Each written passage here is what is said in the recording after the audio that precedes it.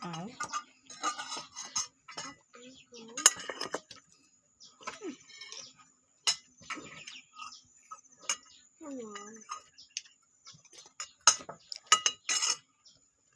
chưa ngà hiền chưa ngon lò món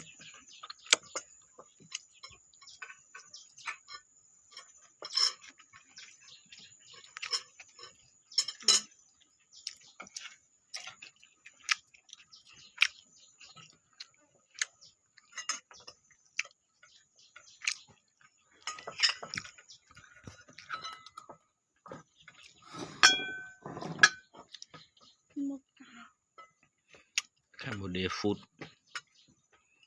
lunchtime.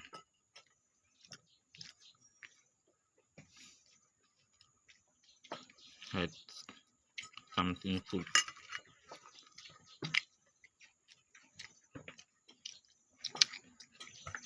My baby, my son, no daughter.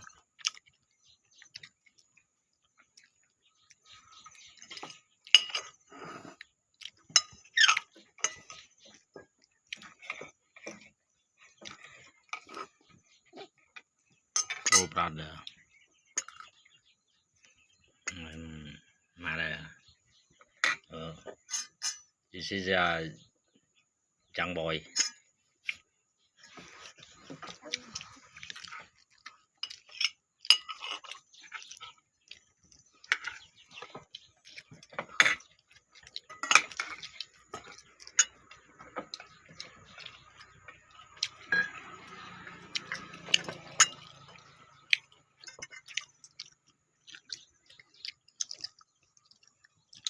His name Jojo.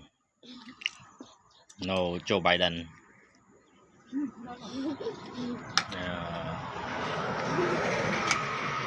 Tita. Her name Tita. No, Tata. It is his name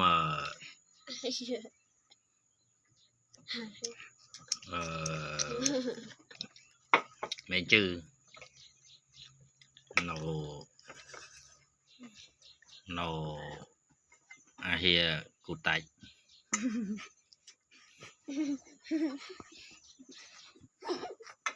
Where are you at?